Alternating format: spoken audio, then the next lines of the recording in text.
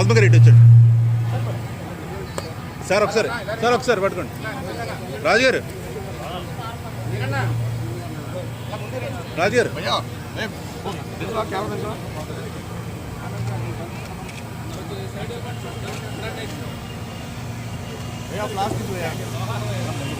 జోహార్ వైఎస్ఆర్, జోహార్ వైఎస్ఆర్, జోహార్ వైఎస్ఆర్, జోహార్.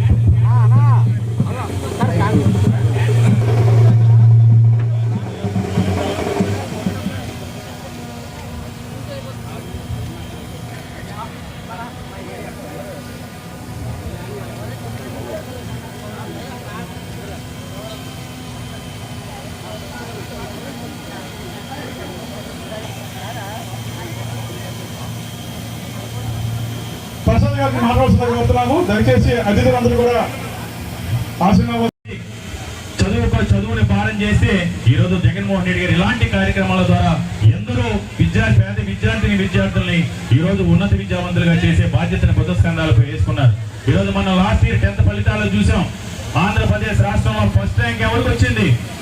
ఆంధ్రప్రదేశ్ రాష్ట్రంలో ప్రభుత్వ పాఠశాలలో చదువుకునే విద్యార్థులకి ఫస్ట్ ర్యాంక్ వచ్చింది. ఇది జగన్మోహన్ రెడ్డి గారు సాధించిన ఘనత.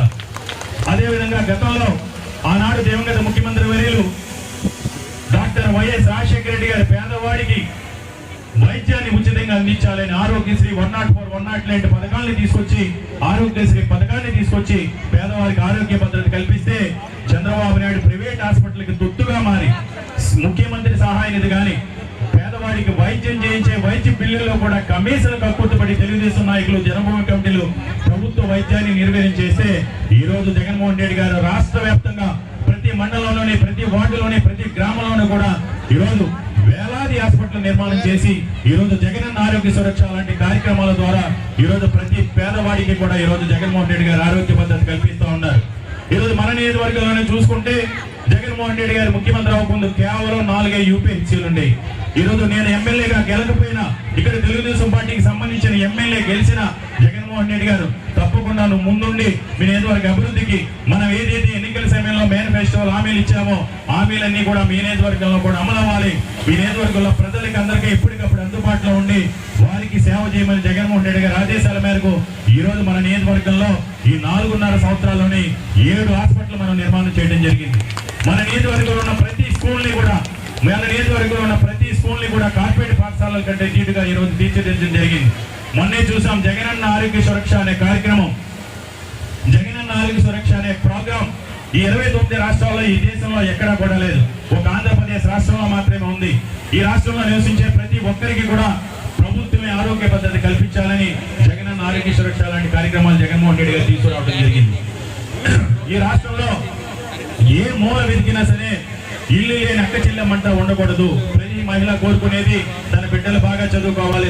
కూడా 4 విడతల్లో జమ చేస్తానన్న ఏదైతే మాట ఇచ్చారో ఆ మాటకి తగ్గట్టుగా ఈ రోజు 4వ విడత మీ అకౌంట్స్ లోకి, డ్వాక్రా అక్క చెల్లెమ్మల అకౌంట్స్ లోకి ఈరోజు ఓన్లీ ఒక్క నార్త్ నుంచే 3,200 మంది స్వయం సహాయక సంఘాలు ఉంటే అందులో 33,000 మంది, సుమారు 33,000 మందికి ఈరోజు 21,27 లక్షల అమౌంట్ని వారి ఖాతాల్లో జమ చేశారు మన ముఖ్యమంత్రి శ్రీ వైఎస్ జగన్మోహన్ రెడ్డి గారు.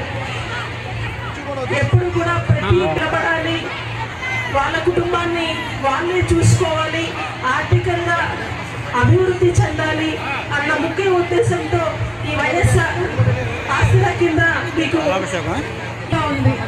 ఇప్పటికే రాష్ట్ర వ్యాప్తంగా 7,94,000 స్వయం సహాయక సంఘాలు ఉంటే వారికి కూడా రుణమాఫీ చేయడం జరిగింది. ఇది రాష్ట్రంలో చాలా విప్లవాత్మకమైనది.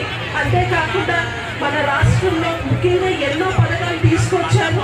అందులో కూడా చదువుకి, వైద్యానికి ఎంతో కృషి చేసిన వ్యక్తి, ఎంతో రాష్ట్రాన్ని ముందుకు నడిపిస్తున్న వ్యక్తి మన ముఖ్యమంత్రి శ్రీ వైఎస్ జగన్మోహన్ రెడ్డి గారు. ఒక సెంట్ ఇంట్లో అటువంటి గొప్ప వ్యక్తిని రానున్న రోజుల్లో మనం మీ అందరూ ఆశీర్వాదం తప్పక ఉండాలని, అలాగే ఒకప్పుడు మన స్వర్గీయ రాజశేఖర రెడ్డి గారు ఫీజు రియంబర్స్మెంట్ ఆరోగ్యశ్రీ ద్వారా ఎంతో మందికి మేలు చేశారు. ఇప్పుడు వాళ్ళ తనయుడు మన ముఖ్యమంత్రి శ్రీ వైఎస్ జగన్మోహన్ రెడ్డి గారు ఈ ఫీజు రియంబర్స్మెంట్ ద్వారా, అలాగే ఆరోగ్యశ్రీ, ముఖ్యంగా చెప్పాలంటే ఆరోగ్యశ్రీ 5 లక్షల వరకు ఉండేది, దాన్ని 25 లక్షల వరకు పెంచి ప్రతి పేద కుటుంబంలో కూడా ఆరోగ్యంగా ఉండాలనే ముఖ్య ఉద్దేశంతో 5 లక్షల